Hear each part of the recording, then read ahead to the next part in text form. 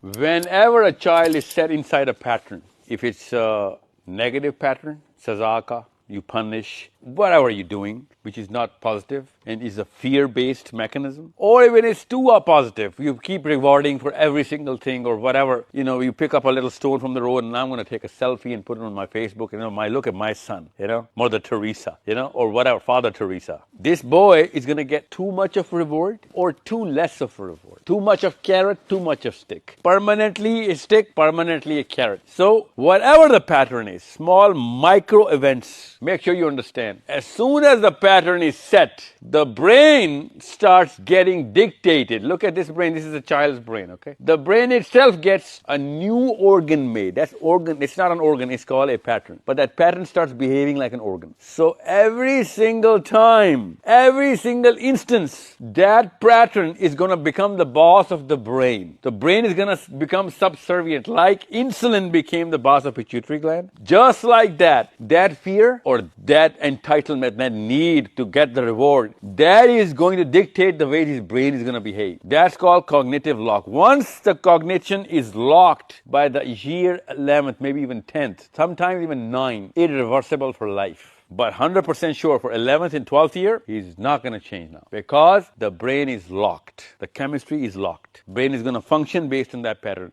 Now, whatever happens in his or her life, he's going to go through the same sort of anxiety, stress, trauma, even though it's going to be a tiny little thing. But you won't even know that this boy or a girl, even though he's going to be 20, even 30, he's going to go through a little child, a trauma of something which is going to happen during a driving or a restaurant or dinner or a friendly debate, or could be anything. But you won't know that his brain is subservient to a certain chemical process that initiated when he was 3 or 4 or 5 or 6. Now, this is something which is called cognitive lock, cognitive locking.